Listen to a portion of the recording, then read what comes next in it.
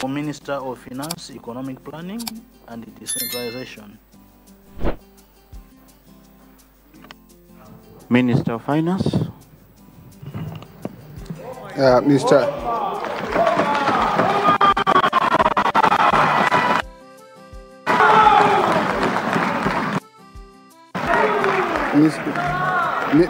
Mr. Speaker, sir, I beg to present the papers standing on my name under item 3A of the order paper. Thank you, Mr. Speaker, sir. Sergeant at Arms.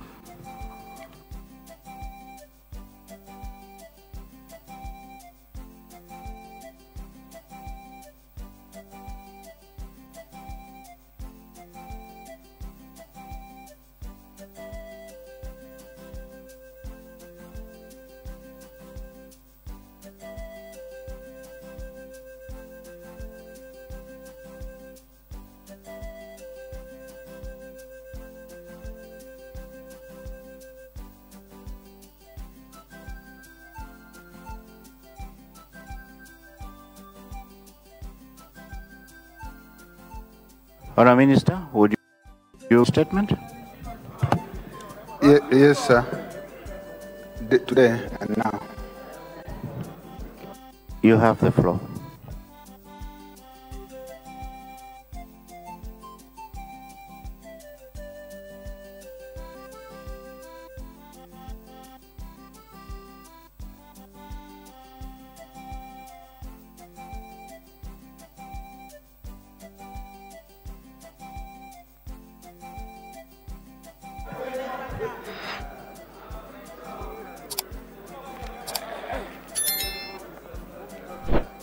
Mr. Speaker, sir, I beg to move that the media revised estimates on the recurrent and development accounts for the year 2025-2026 national budget be referred to the Committee of the Whole House for detailed review, consideration, vote by vote, and subsequently be adopted.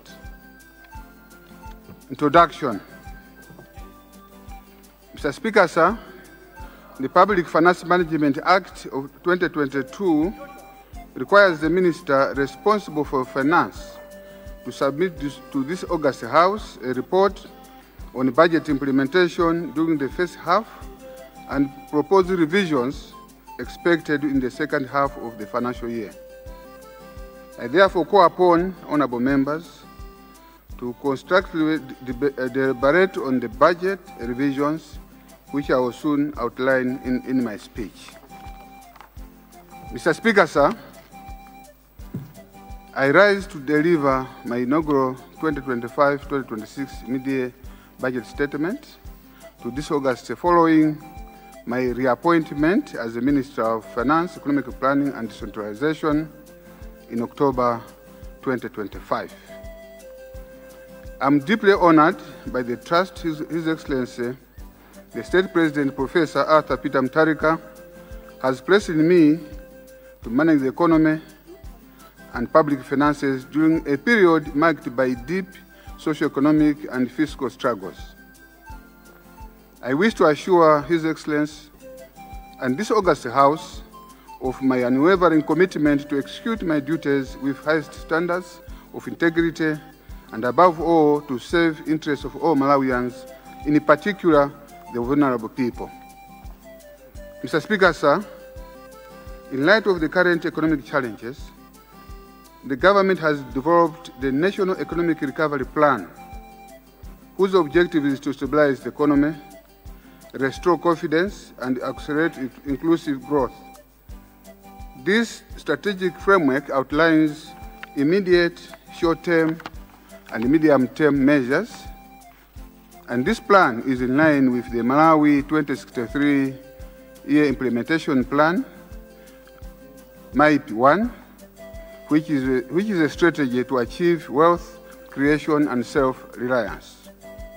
Mr. Speaker, sir, the National Economic Recovery Plan focuses on fiscal consolidation to create fiscal space for strategic investments in key sectors such as agriculture, tourism, mining, manufacturing, and digitalization. It also prioritizes investment in critical infrastructure and human capital development, including strengthening social protection systems to safeguard vulnerable populations and the provision of pharmaceuticals. In my statement, Mr. Speaker, sir, I will begin by outlining the macroeconomic developments observed midway through the implementation of the 2025-2026 budget. It will then report on revenue and expenditure performance, including financing of the budget deficit, as well as pressure points that will require additional resources in the revised budget. Furthermore, I will highlight the key economic and fiscal reforms currently being pursued by this administration. And finally, I will set out the revenue enhancement measures that government will implement in the second half of the 2025-2026 budget. Macroeconomic developments. Mr. Speaker, sir, the October 2025 World Economic Outlook report by the IMF states that prospects for the global economy remain subdued. The global growth is 0.3% in 2024 to 3.2% in 2025 and 3.1% in 2026, with advanced economies growing around 1.5% and emerging markets and developing economies just above 4%. Inflation is projected to continue to decline globally, though with variation across countries. Regional economic outlook. Mr. Speaker, sir, Sub-Saharan Africa's economic outlook reflects notable resilience amid a difficult global backdrop. The region continues to face uneven commodity price trends, persistently tight borrowing conditions, and a weakening global trade and aid development. Despite these headwinds, Mr. Speaker, is expected to remain 4.1% in 2025, with a slight improvement anticipated in 2026, driven by macroeconomic stabilization and reform efforts in key economies. However, this resilience remains fragile and should not be assumed as guaranteed. Macroeconomic developments in Malawi. Mr. Speaker, sir, Malawi's projected GDP growth for 2025 has been revised downwards from an estimate of 2.8% in May 2025 to 2.7% in November 2025. The slight downward revision is on account of shortage of foreign exchange and fuel, which have consequently constrained growth in some key sectors of the economy, such as manufacturing, wholesale and retail. It is also worth noting that the growth sharply under the administration of Malawi Congress Party.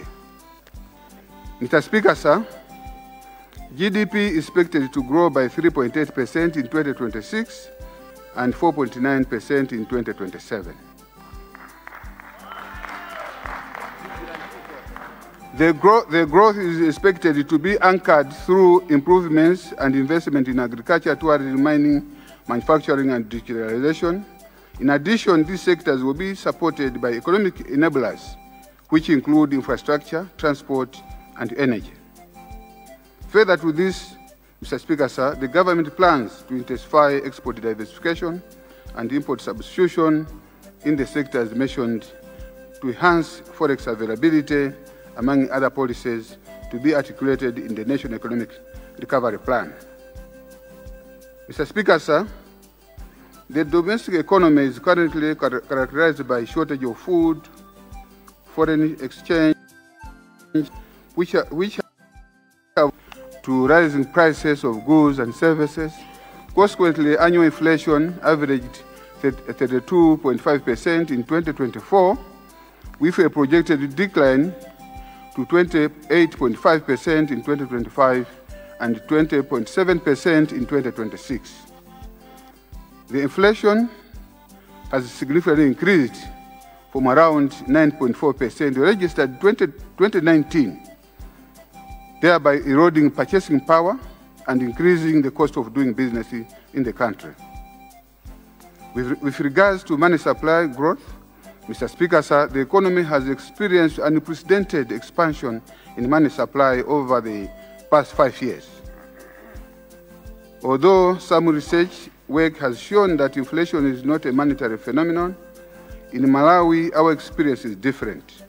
Excessive growth in money supply exerts enormous pressure on the exchange rate and inflation. Current level of money supply at over 50% is inflationary and a cause for concern, therefore it cannot be ignored. With regards to foreign exchange reserves, Mr. Speaker, sir, I would like to inform the August House that the country is experiencing low reserves worsened by premature expiration of the extended credit facility for IMF in May 2025, along with withdrawal of aid and donor-funded programs. Furthermore, the country's narrow export base limits the country's capability to generate enough foreign exchange. Worse still, debt service obligations and commitments on strategic commodities exacerbated the pressure on foreign reserves.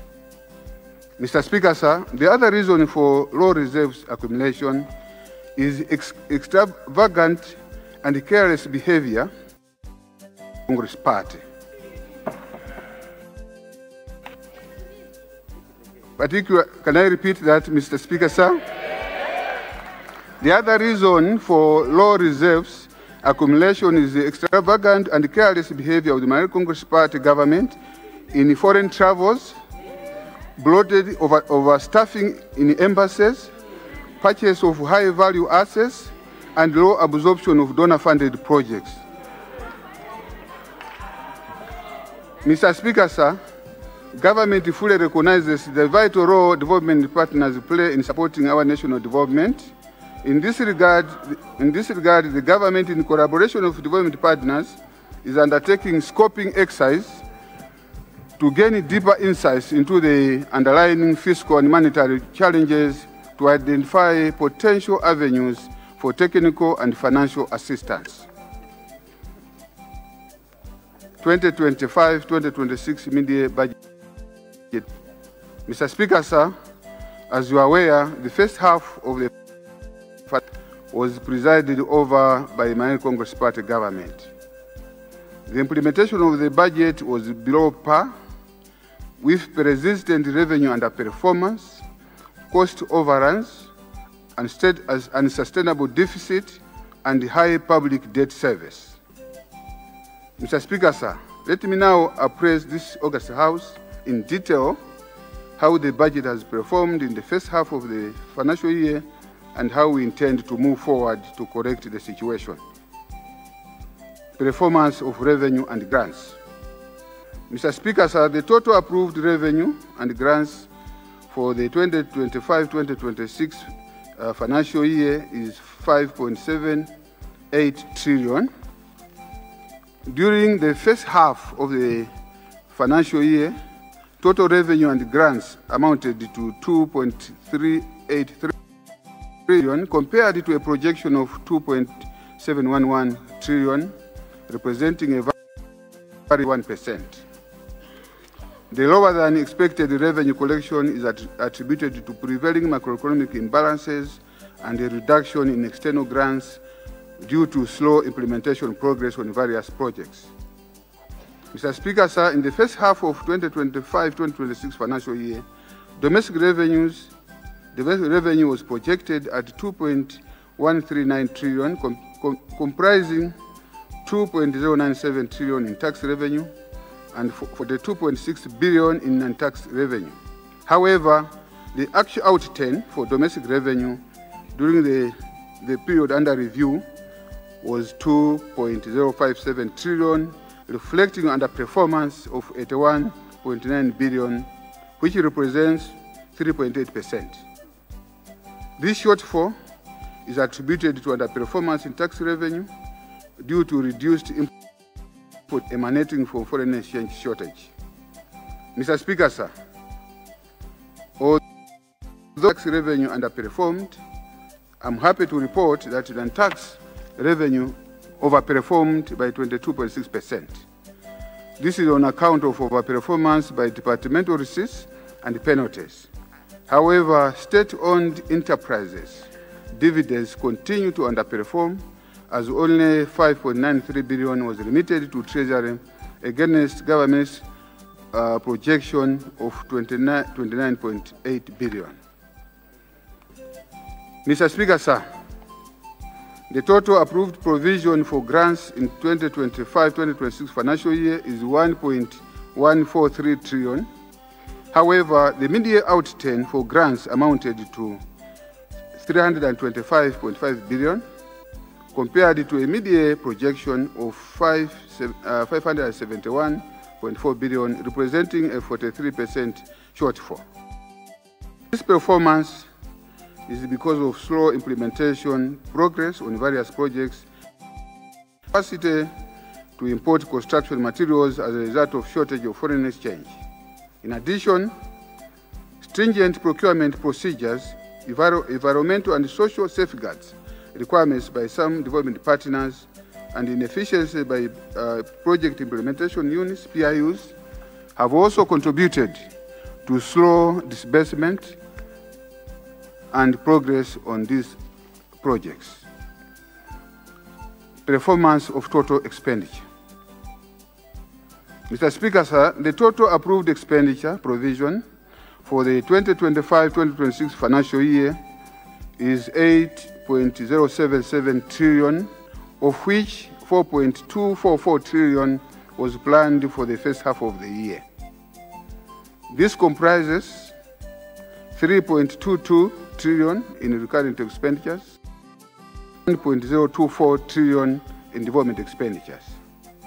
However, the mid-year expenditure outturn, 4.420 trillion, representing an expenditure overrun of 175.7 billion, which is 4.1%.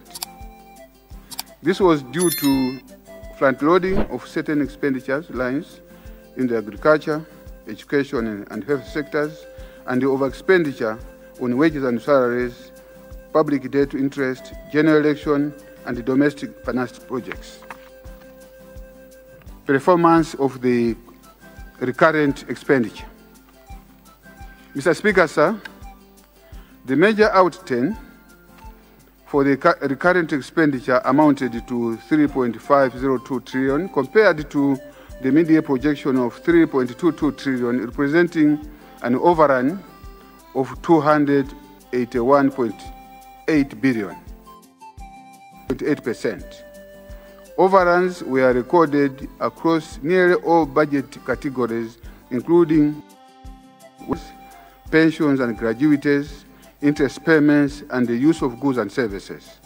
Mr. Speaker, sir, wages and salaries overspent by 125.9 billion, representing 19% overrun of the immediate target of 661.5 billion. This is on account of massive recruitment in the security institutions and education, as well as health. In addition, the 100% increase for chiefs honoraria contributed to this cause. The ministries, departments, and agencies that significantly contributed to overrun of wages and salaries as at 30 September 2025 are as follows: district councils, Malawi Defense Force, Ministry of Health, Ministry of Education, and Malawi. Mr. Speaker, sir, under use of goods and services, the budget lines that overspent year are elections and general goods and services. Elections overspent by 50 billion, representing 30.7%, overrun from the approved figure of 162.9 billion to 212.9 billion by end of September 2025. On the other hand, generic goods and services registered expenditure of 489.7 billion, representing 71% utilization of the approved budget. Under this budget line, the votes that largely contributed to the overrun or over expenditure are as follows. State residences. I would like to inform this August House that the State House spent the entire 67 billion that was allocated, and they even went and borrowed. The entire 67 billion was spent and went to borrow more.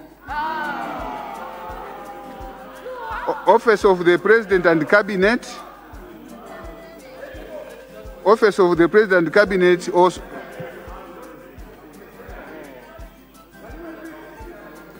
Office of the President and Cabinet also spent 100% of the media budget. I'm talking about spending the entire budget for the whole year in 6 months.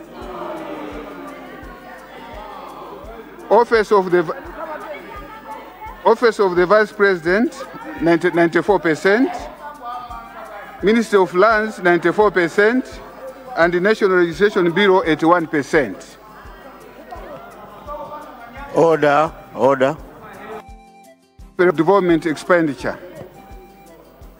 Performance of development expenditure.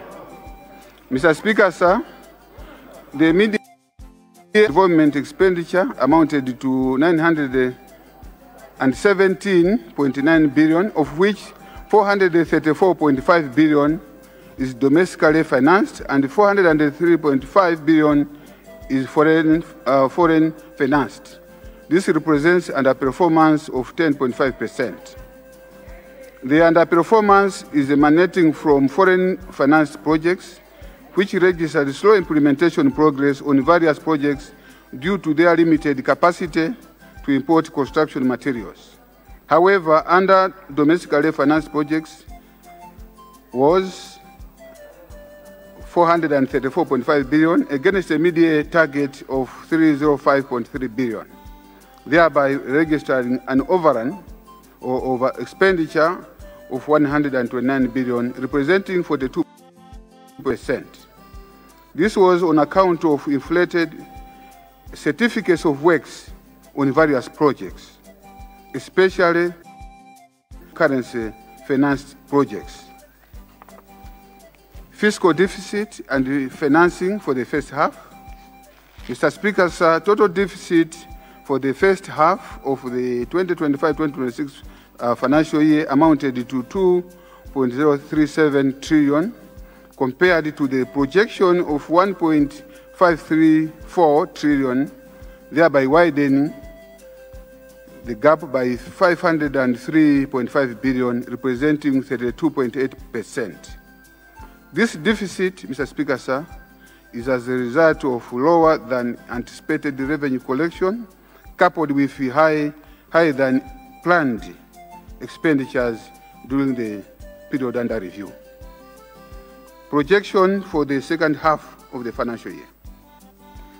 Mr. Speaker, sir, as the half of the financial year, I wish to present the revised financial projections that will guide budget implementation and in the months ahead until March 2026. Mr. Speaker, sir, the total revenue and grants are projected at 3.0378 trillion for the second half, broken down as 2.420 trillion, this is for domestic revenue, and 6.57.5 billion on grants. Domestic revenue comprises of 2.323 trillion tax revenue and 97.3 billion on tax revenue.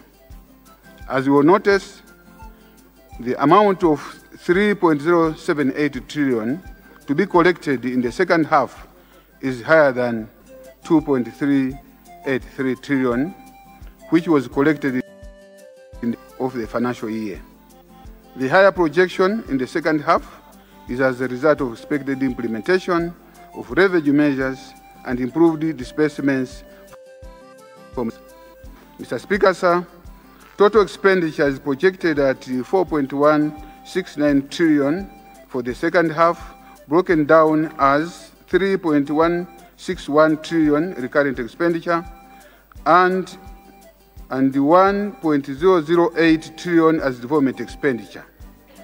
Recurrent expenditure comprises compensation of employees amounting to 871.6 billion, public debt to interest amounting to 1.260 trillion, use of goods and services amounting to 385.4 billion, grants amounting to 247.2 billion, and social benefits amounting to 388.5 billion, and other expenses at 8.1 billion.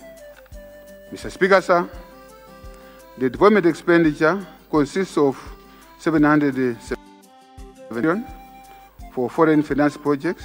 This is development part 1, and 235.7 billion for domestically financed projects. This is development part 2. In the second half of the financial year, Mr. Speaker, sir, the fiscal deficit is projected at 1.091 trillion, which will be financed by foreign financing amounting to 107.1 billion and domestic financing of 984.3 billion. Revised 2025-2026 budget. Mr. Speaker, sir, against the background of the first half budget performance outlined above, the approved 2025-2026 budget is revised by 512.6 billion from 8.077 trillion to 8.58. The upward revision is intended to accommodate budgetary pressures, including wages and salaries, amounting to 98.5 billion, public debt interest amounting to 100 billion, generic goods and services amounting to 20.5 billion, procurement of drugs amounting to 17.1 billion, elections amounting to 50 billion, maize purchase, logistics amounting to 20 billion, pensions and gratuities amounting to 196.0 billion, and FISIP, I repeat, FISIP, amounting to 129.6 billion, domestically financed projects, including constituency development fund, and the 36 new constituencies amounting to 91.7 billion. And also introduction of free primary and secondary education for the second term, and also the money examination fees.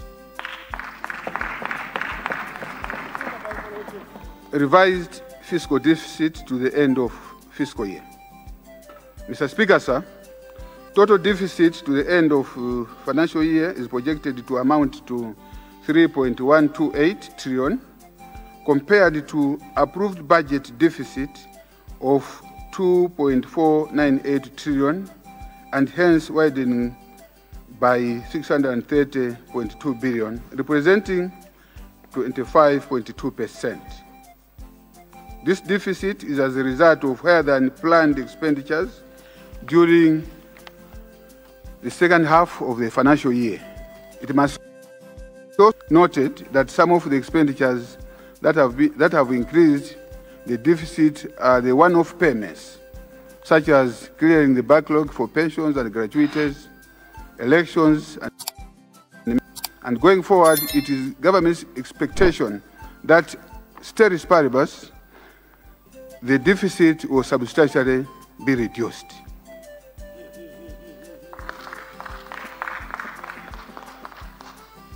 Performance of key sectors.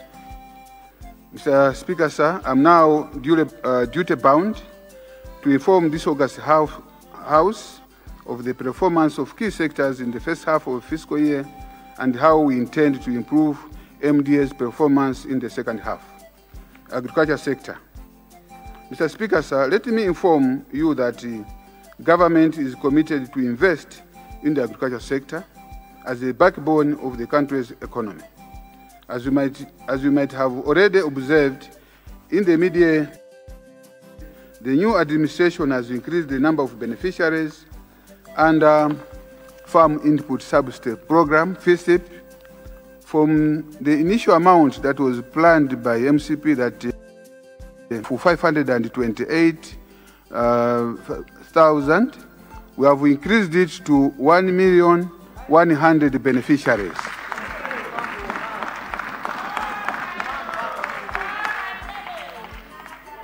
Mr. Speaker, sir, government will continue promoting investment in irrigation development and infrastructure to reduce dependence on rain-fed agriculture. In this regard, irrigation capacity will expand through flagship programs such as the Shire Valley Transformation Program, the Agriculture Infrastructure and Youth Agribusiness Project, the Malawi Watershed Services Improvement Project, and the Agriculture Commercialization Project at strengthening climate resilience and reducing agriculture vulnerability. Education sector. Mr. Speaker, sir, the government has introduced a free primary and session where general purpose fund and school development fees have been abolished, effective 1st January 2026.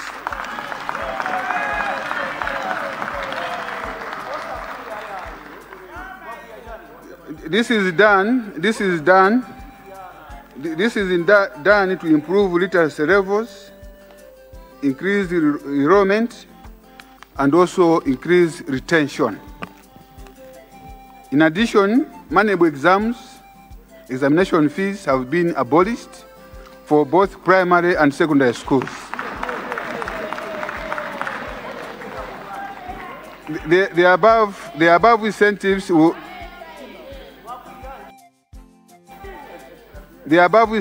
will require 32.5 billion for the last quarter of 2025-2026 fiscal year. This demonstrates that DPP, Democratic Progressive Party's commitment to deliver on its manifesto and promises. Mr. Speaker, sir, I want to confirm to this August House that unlike his predecessor, His Excellency, the President, Professor Arthur Peter Mutharika, delivers what he promises, and he promises what he can deliver.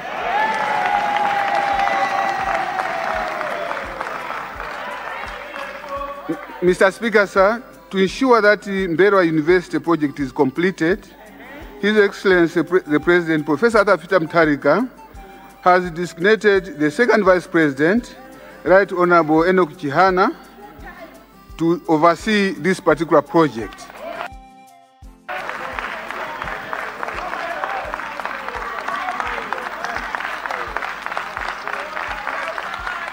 On health sector, Mr. Speaker, sir, in order to address pharmaceutical challenges in health facilities, the budget, additional 17.1 billion, consisting of 8.6 billion for central hospitals and 8.5 billion for these hospitals, has been provided.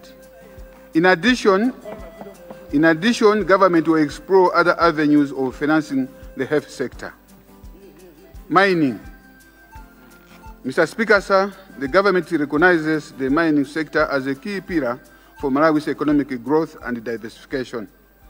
During the period under review, the sector made notable progress.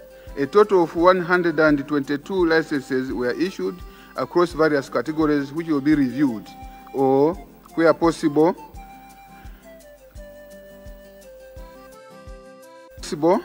to be in line with the new administration's policies. alongside the finalization of 11 subsidiary regulations and also upgrading the mining cadastral system into an online portal.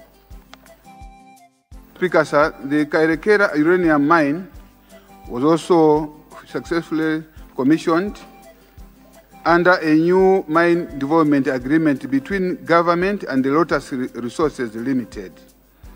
The renegotiation and the operationalization of this mine under the new agreement demonstrates renewed investor confidence in Malawi's mining sector. Digitalization. Mr. Speaker, sir, allow me to emphasize the crucial role of digital transformation in our country's development. In light of this, government has designated the Minister of Information and Communication Technology as the central coordinator of all ICT initiatives. In line with MIP1, with a focus on cost-effectiveness.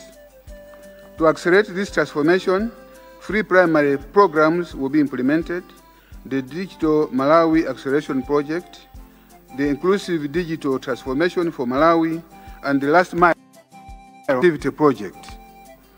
These initiatives have a common goal of expanding access, bridging connectivity gaps, and also empowering all Malawians to actively participate in the digital economy.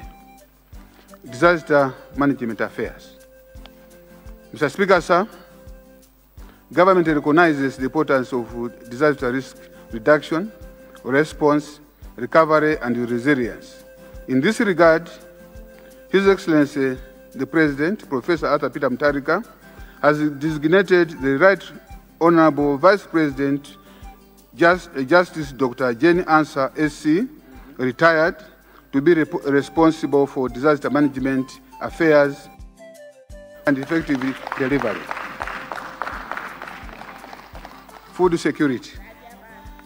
Mr. Speaker, sir, following the declaration of national disaster in all districts by His Excellency, the President, Professor Arthur Peter Mutharika, I would like to sincerely acknowledge the support provided by our development partners towards the purchase and provision of food assistance, including means for the affected households.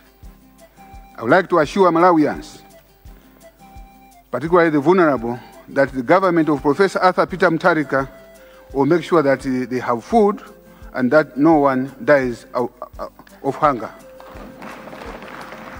In addition, Mr. Speaker, sir, I wish to recognize the commendable support from our local commercial banks and financial institutions that contributed towards men's purchases.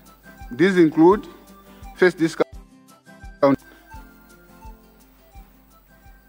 First FDH Bank, First Capital Bank, National Bank of Malawi, Nico Holdings, NBS Bank, and Standard Bank.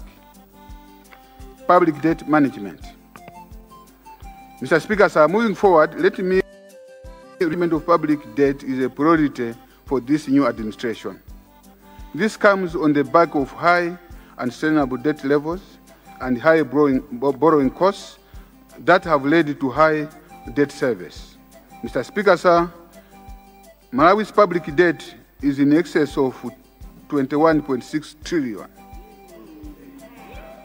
I repeat, Malawi's public debt is in excess of 21.6 trillion, equivalent to 86% of GDP, against 4.1 trillion in 2019. Meaning that in Malawi terms, the MCP government multiplied public debt by 5 times in a period of 5 years.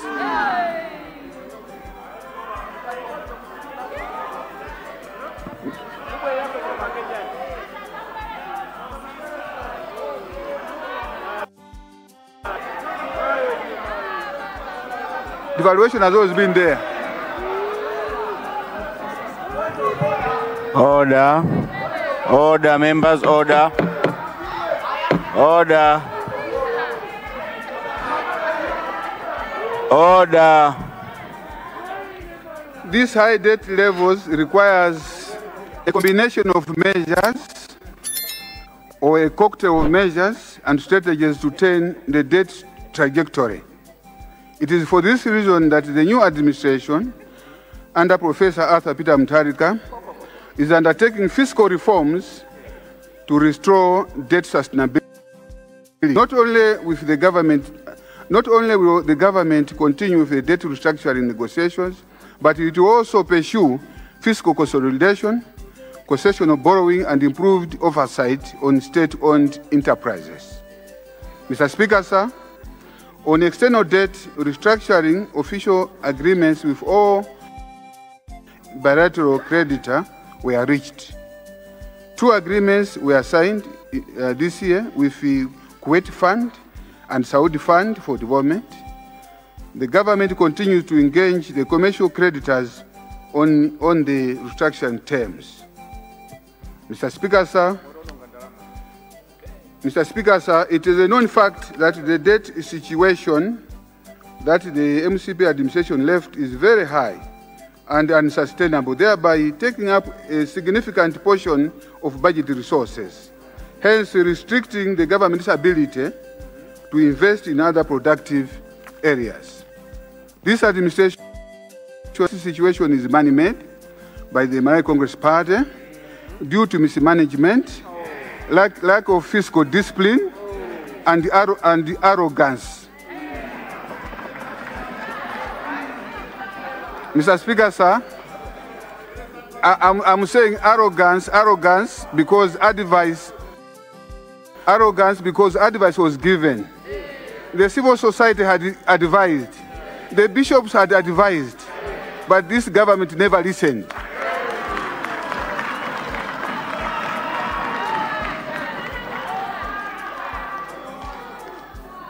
Therefore, improved debt management coupled with fiscal discipline and reforms is pertinent, and the government is committed to addressing the root causes of this debt situation. Fiscal discipline. As part of our commitment to public debt management,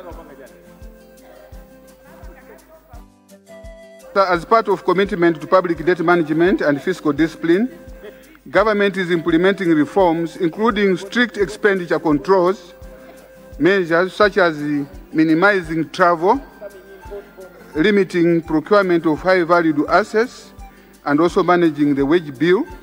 In addition to minimize the gap between the revenue and the expenditure requirements, government will also fully adopt the cash budgeting approach that strictly aligns funding with available resources rather than projected cash flows. Mr. Speaker, sir, as we stand today, the government's wage bill has grown significantly, resulting in taking up almost 40% of the country's domestic revenue.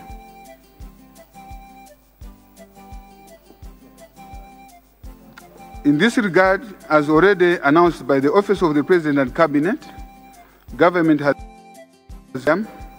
on new recruitments, except for key sectors, which will be done on case-by-case basis.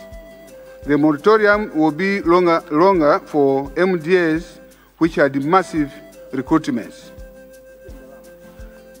You may wish to know, Mr. Speaker, sir, that it was surprising that most of the people that have been in the civil service, they were employed by OPC. It always pleased the chief secretary, not the president. It always pleased the chief secretary to recruit officers and chief executives in parastatals.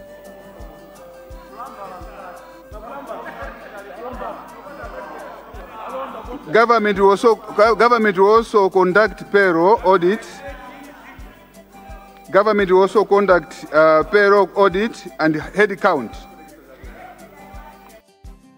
Repeat this. Can I repeat?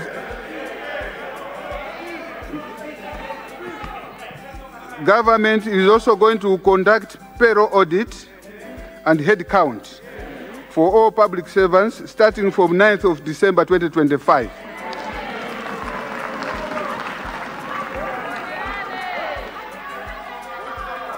Therefore, all public required to present themselves physically for the hard count and submit all their relevant documentation and qualification. The following are the detailed expenditure control measures as announced by government. External travel by senior public officers. To control the drain of foreign exchange, reserves and reduce expenditure, travel by cabinet ministers, deputy ministers, controlling officers, chief executive officers, and senior management of statutory corporations, heads of public institutions, and all public are limited to 3 trips per annum after seeking approval from the relevant authority.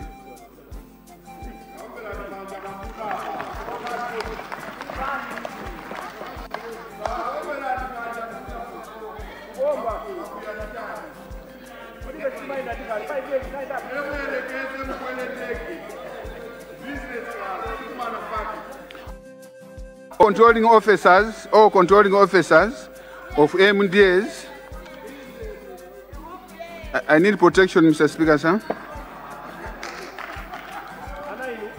Honour members, can we let our Minister of Finance do his job? Minister of Sports, make sure Minister of Finance has water there, please.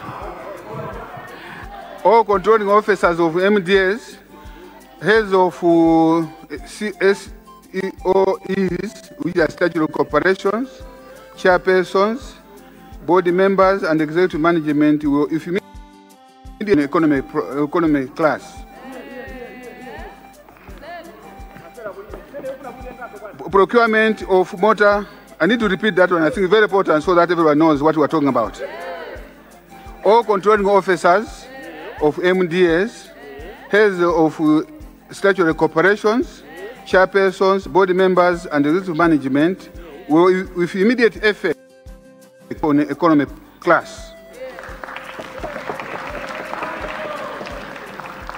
Procurement of motor vehicles. Procurement of motor vehicles. Government has put a moratorium on the procurement of new vehicles and high-value assets until further notice. On special cases, controlling officers are advised to seek approval from the Office of the President and Cabinet. Exceptions will apply under agreed work plans and programs. Recruitment. Recruitments have been suspended, including an established posts until further notice. On a case-by-case basis, recruitment in essential and critical government services will be considered. Promotions. Promotion for officers from grades F and below will require prior authority from Treasury and Department of Human Resources Management and Development, RMD, to verify availability of funds. Promotions made without this approval will be rendered invalid. The payroll. All controlling officers are being reminded to personally verify and approve all payroll submissions made to DHRMD. This is the Department of Human Resources. Meetings. Ministries, departments, and agencies, or MDAs, are encouraged to hold physical meetings, premises, and conduct virtual meetings, conferences, workshops, body meetings, interviews, shortlisting exercise, procurement, negotiations, and any other activities to save resources on travel. Size of delegations. The Chief Secretary to Government shall determine and approve the number and the composition of delegations traveling outside the country for any other government-prioritized trips. In cases where the travel is donor-funded, there will be no government expenditure in form of any top-up allowances towards such travel. Procurement. According to the Public Finance Management Act 2022, it is illegal to commit government where there is no resources. And accordingly, all MDAs will be required services based on quarterly allotments provided by Treasury. Suppliers will be required to supply their goods or services only when they have received an IFMIS-generated local purchase order. All goods and services supplied without a system-generated LPO will not be paid by government. Payments will be made only upon delivery of goods and services, meaning there will be no advance payments for goods and services. Extrabudgetary requests. Extrabudgetary requests are not allowed and shall not be entertained by Treasury, except in special cases. MDA's expenditures will be restricted to the approved budget provision. Fuel entitlement. Fuel entitlement for public officers, including ministers, deputy ministers, and senior government officials, shall be reduced by 30% with immediate effect.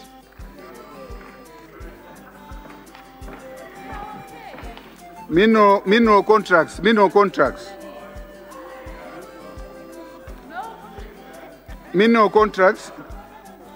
government will review all mining licenses and contracts. Any mining licenses which have been idle for more than 5 years shall be revoked. And staff in embassies. Staffing in embassies. Government will reduce number of embassies and staff. Each embassy shall not have more than 5 officials, including the ambassador and high commissioner.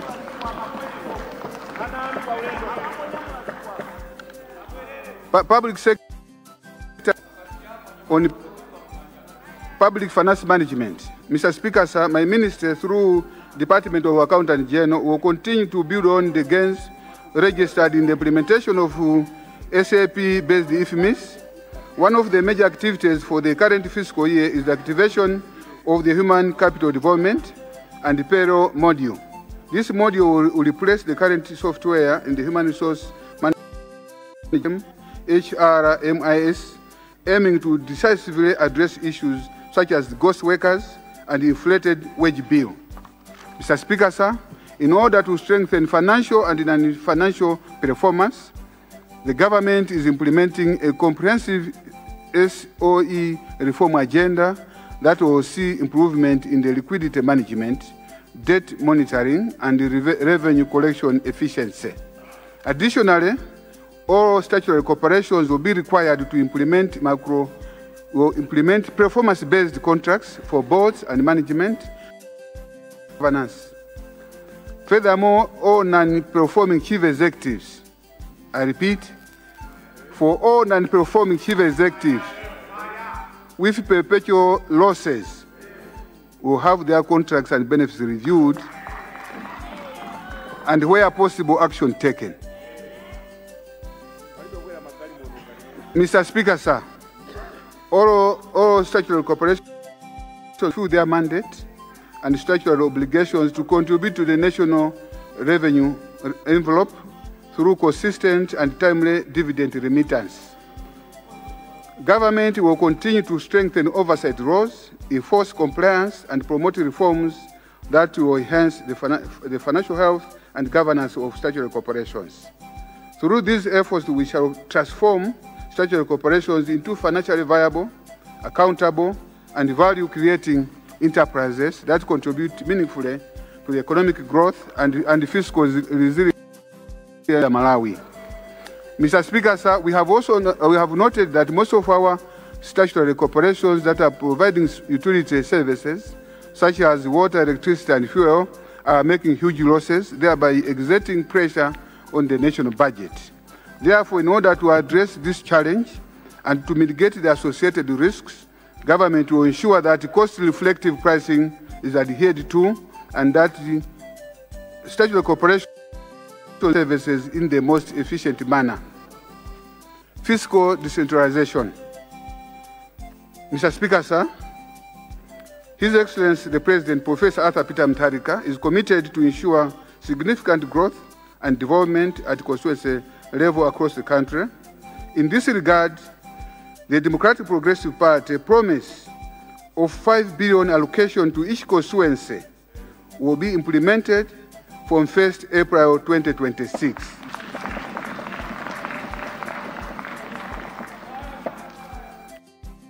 You agree with me that this will be a game changer for our nation, as substantial amounts of resources will move from central government to local authorities. Government will develop the Constituency Development Fund guidelines, which will stipulate the implementation modalities and reporting frameworks. Reforms to build foreign exchange. Mr. Speaker, sir, this country has a lot of minerals. One of the high potential mineral is gold. I would like to applaud the stance taken by His Excellency the President, Professor Arthur Peter Mutharika, in banning exportation of raw minerals. This directive will allow the country to beneficiate its minerals. Meanwhile, government has directed the Reserve Bank of Malawi to scale up gold purchase program and also monetize the purchased gold in order to improve the country's foreign exchange reserves.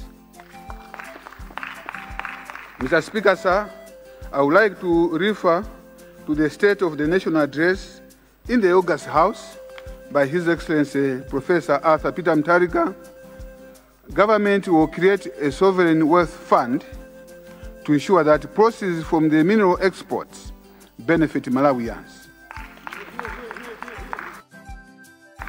In addition, government will also comprehensively review all minerals license, as I've said earlier on.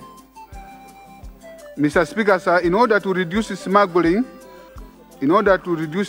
of agricultural produce, government will establish commodity market exchange, COMEX, to facilitate the trading of all our agricultural commodities through transparent and formal structured markets. Mr. Speaker, sir, with immediate effect, government that all accommodation expenses by foreign tourists should be paid in foreign currency. With immediate effect, Mr. Speaker, sir, I repeat that government has directed that all accommodation expenses paid by foreign tourists should be paid in foreign currency. In order to facilitate this, all tourist operators should be a foreign exchange dealing license from the Reserve Bank of Malawi. Mr. Speaker, sir, the government is putting up necessary measures to incentivize domestic production and encourage import substitution. This is aimed at reducing the country's import bill, and Malawi, as of now, is importing almost everything, and there's an urgent need to substitute some of these imports. Foreign exchange repatriation, Mr. Speaker, sir, exporters are currently allowed of 120 days, within which they must provide proof of receipt of their export process.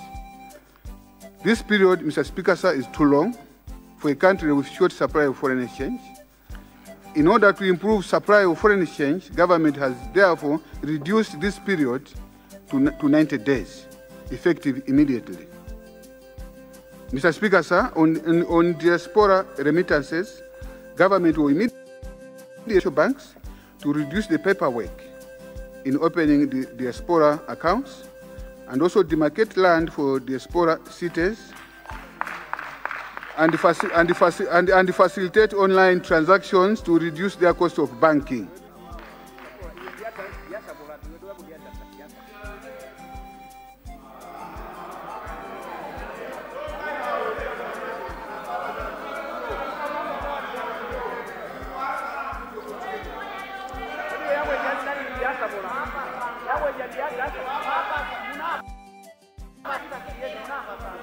Mr. Speaker, sir.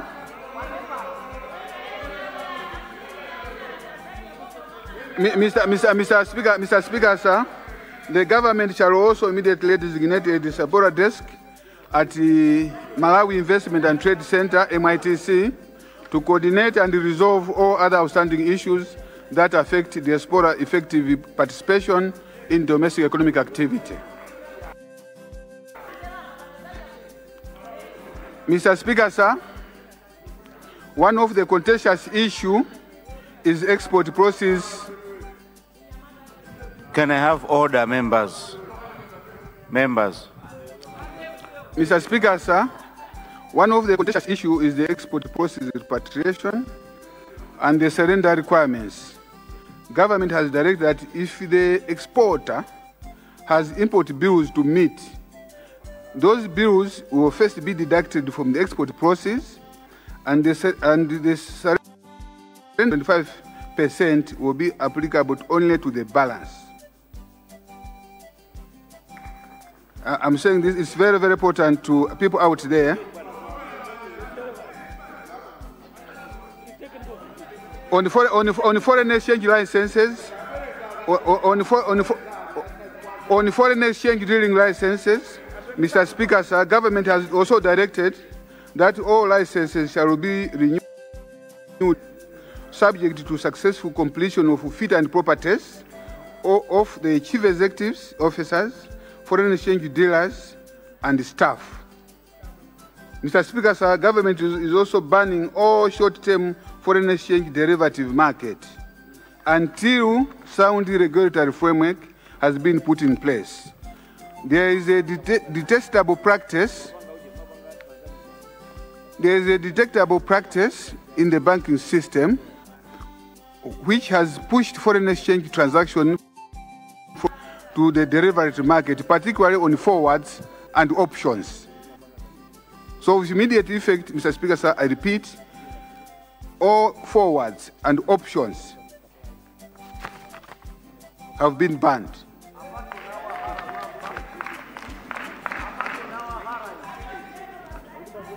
Mr. Speaker, sir, government has also put in place measures to ensure that foreign exchange that is due to the country through foreign exchange and shipping companies is duly enhanced and accounted for. Mr. Speaker, sir, as earlier indicated, inflation remains very high at 28.5% in 2025. Fiscal and supply side intervention will be implemented to ease inflation. In this regard, monetary policy rate will be maintained at appropriate levels that balance price increases and the country's growth aspiration. In terms of dealing with high currency in circulation, this local currency in circulation, Mr. Government will going to limit cash withdrawals both on the counter and the point of sale. These are ATMs and all the point of sales, and in order to promote electronic transfers. Revenue enhancement measures. Revenue enhancement measures. Mr. Speaker, sir, I now turn to the tax revenue measures. Can I be heard in silence? I now turn to the tax and non-tax revenue measures that government intends to implement for the remainder of the year and beyond. These measures have been instituted to stabilize public finances and in order to rebuild this fiscal space. Mr. Speaker, sir, before I present these measures, allow me to reiterate what I've said before. Assumed office, we found an economy in an exceptionally fragile state. The Malawi Congress Party government left behind an economy characterized by unsustainable debt, chronic fiscal deficit, depleted foreign exchange reserves, and a loss of investor confidence. Furthermore, finances were in disarray, revenues were stagnant, and key sectors were neglected. The kwacha had sharply depreciated against major trading currencies, and inflation had eroded household incomes. The fiscal space has effectively been closed, leaving government unable to meet even the most basic obligations without resorting to borrowing. It is within this challenging context, Mr. Speaker, sir, has been compelled to take decisive action, not out of choice, but out of need, in order to restore stability, rebuild credibility, and place Malawi on a sustainable path of growth.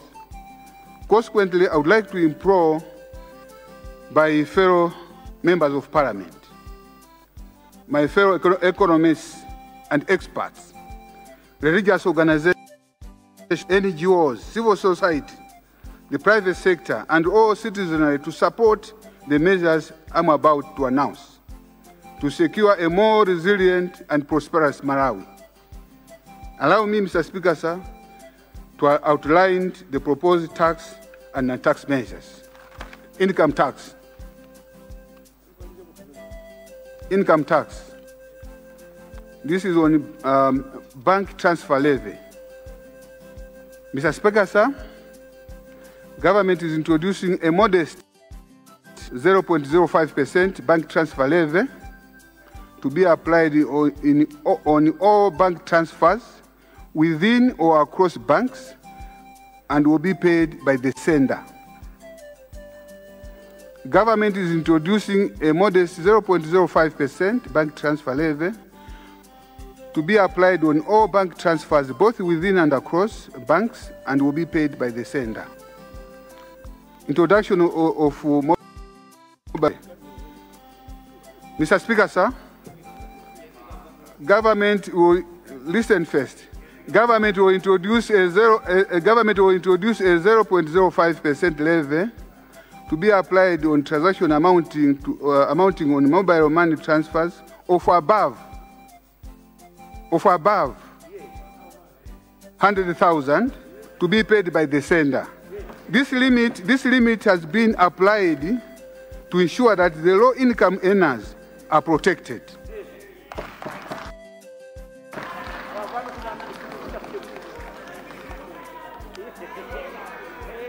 The August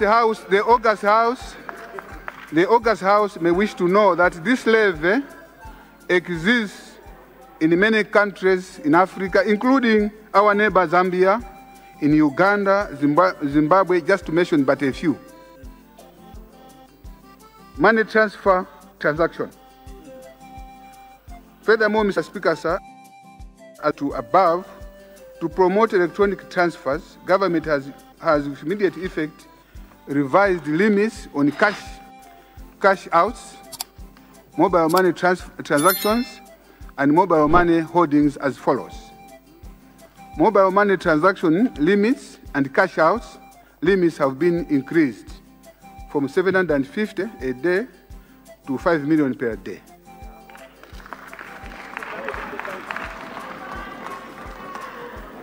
And from 750 per day respectively.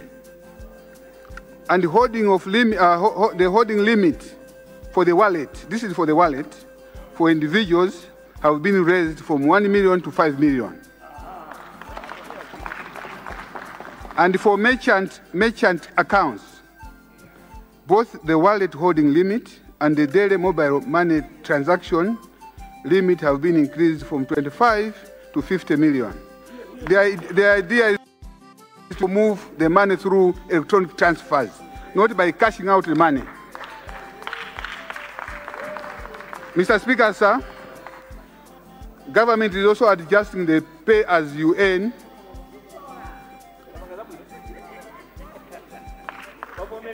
Government is adjusting the payee structure as follows. The zero rate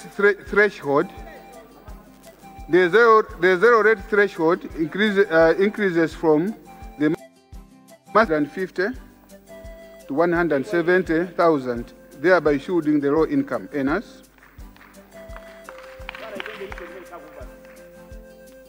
The zero rate threshold increases from a monthly income of 150 to 170,000, thereby shielding the low-income earners.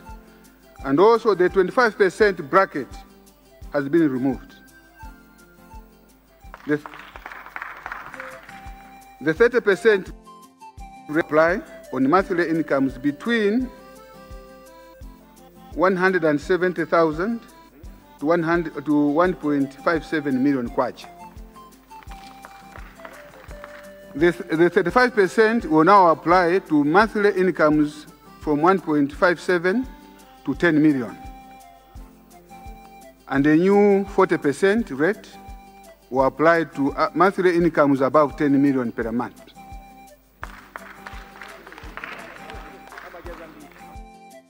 Speaker, sir, continuing with the philosophy of ensuring that those, Mr. Speaker, sir, continuing with the philosophy of ensuring that those who earn more must contribute more, the threshold for supernormal profits for companies will be reduced from 10 billion to 5 billion. This means company profits below 5 billion will continue to be taxed at 30%, while profits of 5 billion, while profits of over 5 billion will be taxed at 40%. Mr. Speaker, sir, in order to broaden the tax base, in order to widen the tax base, and also to raise additional revenue, the following measures will be implemented. The 100,000 and 500,000 thresholds for applying withholding tax on lottery winnings are removed, meaning that all winnings will now be taxed. The 100,000 and 500,000 thresholds for applying withholding tax on betting and lottery winnings are removed, meaning that all winnings will now be taxed. The withholding tax rate for gambling will now increase from 10% to 15%. Excise tax applicable on gross lottery revenues will be fully enforced, especially for radio stations and television stations. Mr. Speaker, sir, government has also observed that some countries or some companies perpetually declare losses and they continue to operate.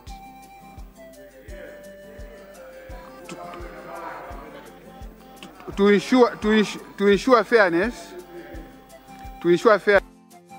a minimum alternate tax, MAT, of 0.5% on turnover is being introduced. Companies will pay either normal corporate tax levied at 30% on profit or 0.5% of turnover, whichever is higher.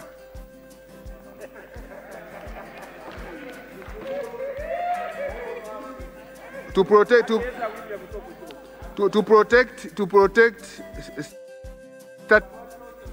protect startups and small enterprises, the minimum alternative tax will apply only to companies with turnover of more than 5 billion that have been operating for more than 3 years.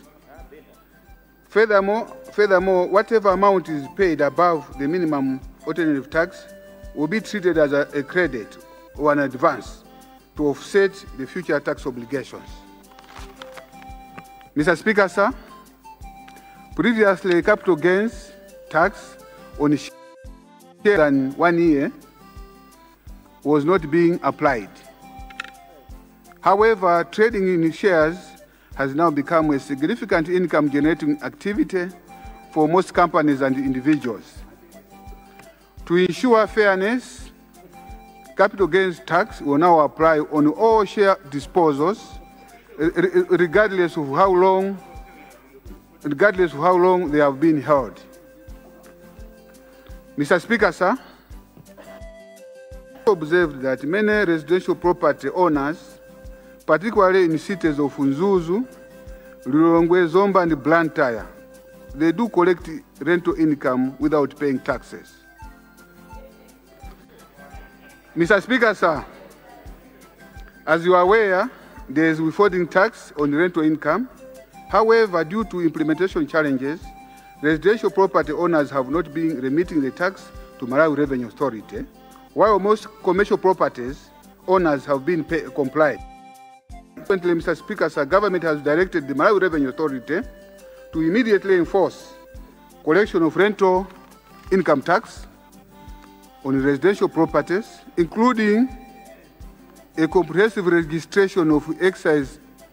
Let me take that one, including comprehensive registration exercise of landlords, because we need to know who is the landlord. To ensure that this directive is also followed without delay, I would like to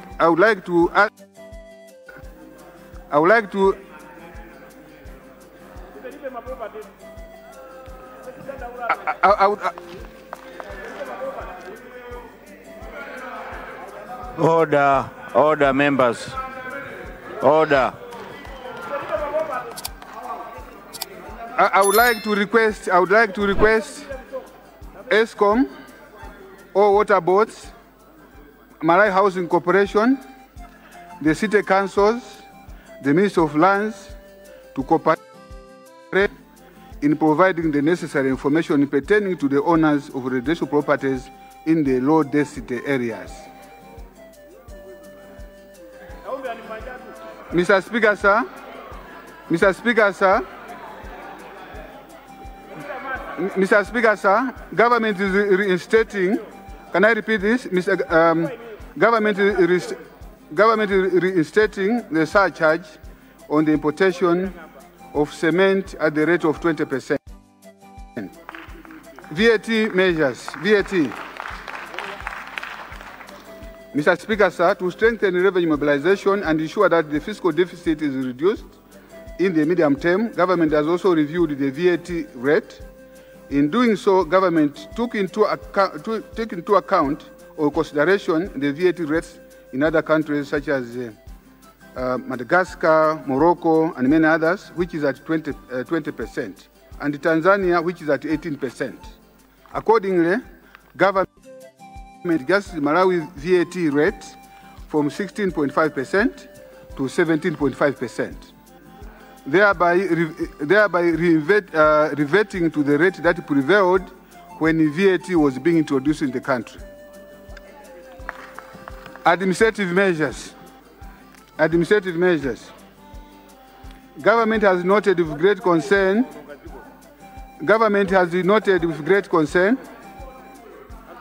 The increased tenders.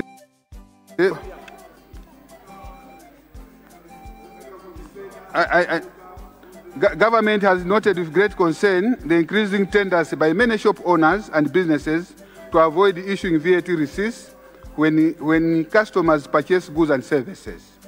I wish to inform this August House and the general public that government will apply heavy penalty against any shop owner or business found not issuing VAT receipts on their sales and services.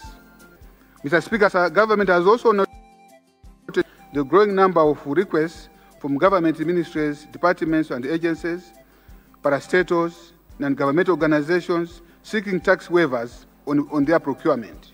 I wish to emphasize that government operates on tax-inclusive budget. In this vein, unless a tax waiver request relates to a donation or donor-funded project or procurement, such requests from MDAs will not be allowed. Non-tax revenue. Mr. Speaker, as tax reforms announced, government will implement the following non-tax measures. Motor Vehicle Accident Fund. Motor Vehicle Accident Fund. I want to say this because it has been said in this August House that there are so many accidents, particularly those in the motorcycles. And because of that, the Minister of Health is under pressure. A levy rate of 2% on a motor vehicle insurance. Those that are insured, a levy will be collected at the rate of 2% on motor vehicle insurance that will be ring-fenced to provide additional financing to the Minister of Health. This money goes straight to the Minister of Health in order to address that particular challenge. Free access to Malawi. This August House may recall that the Minister of Tourism had revoked all visas. People coming to Malawi, almost 79 countries, they were coming here visa-free.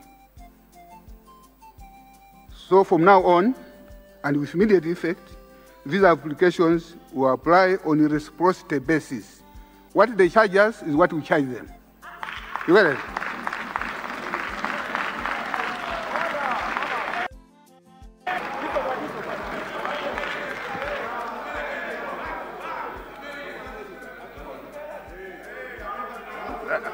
I still, can I repeat, because this is very important?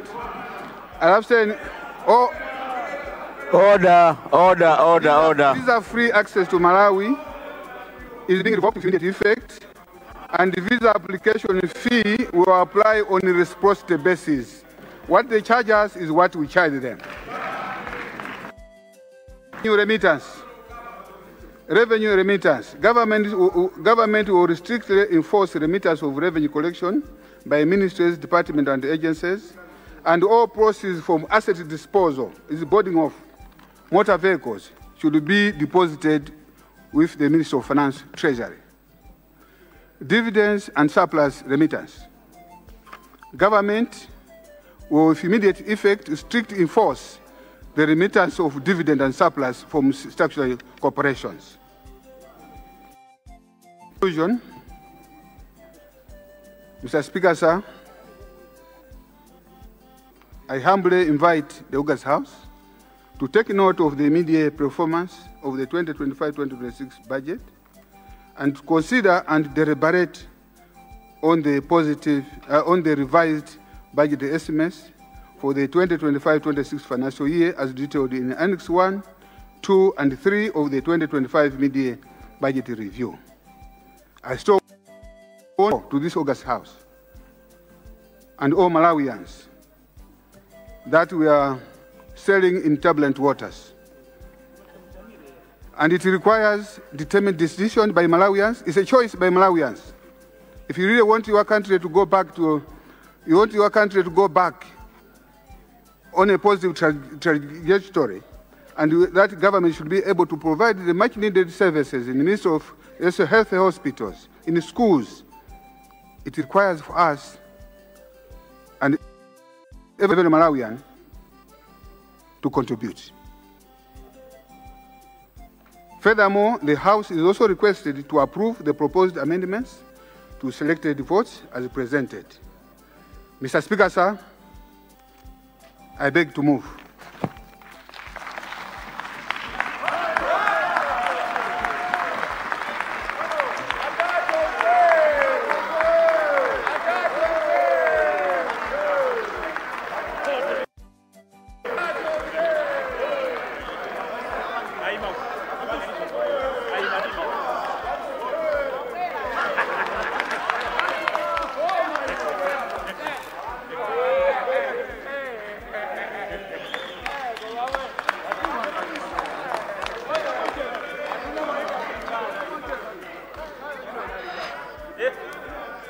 Thank you.